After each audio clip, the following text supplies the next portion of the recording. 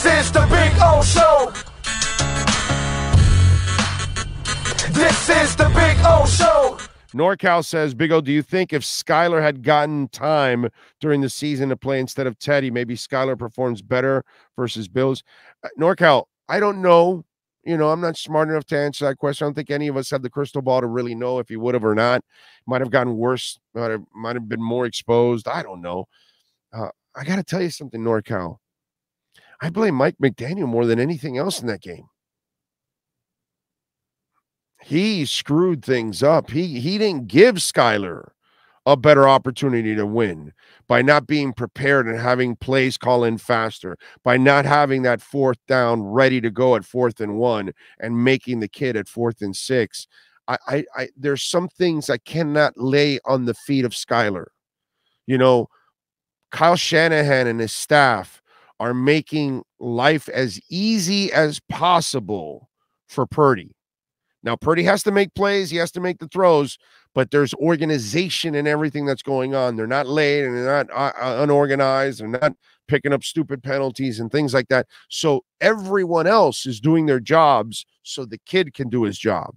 And that's the responsibility of a head coach. And this is where I have to hold Mike McDaniel's feet to the fire. As much as I like him, I don't want to have this conversation in the 2023 season. I don't want to be talking about in December that we're still talking about a coach that can't figure out the goddamn challenges, can't get plays in on time, and, players are out of position, and, there's just unorganized, things going on at times on offense. That is unacceptable. That's unacceptable for Tua. It's unacceptable for Teddy. And my God, you're going to do this to a 7th-round pick. So your question gets more rise out of me because of McDaniel. And we better not have this conversation next year. I'm just telling you this. We better not have this conversation next year because I will roast his ass every day on the show. I will roast him. And by the way, every time I roast a coach, they get fired.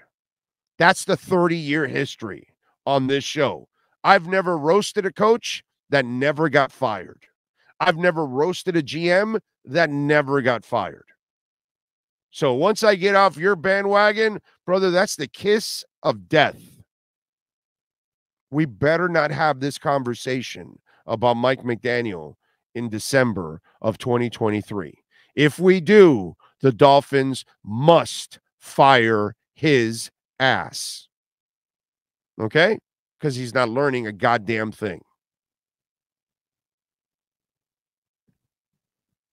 But I like him. I do. I want him to stay. But you better get your shit organized, dude. You get a complete pass this year because you're a rookie coach. That's the only reason I'm giving you a pass. If you were an established coach and you did this, I would have already been questioning the hire. Let's be completely honest here. If that was the case, I would have been questioning this hire already by the end of the season and say, no, this is not the guy. You can't be an established coach and be like that. There's no way.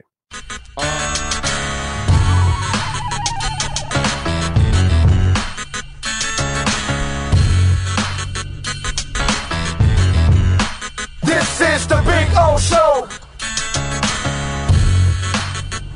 This is the Big O Show.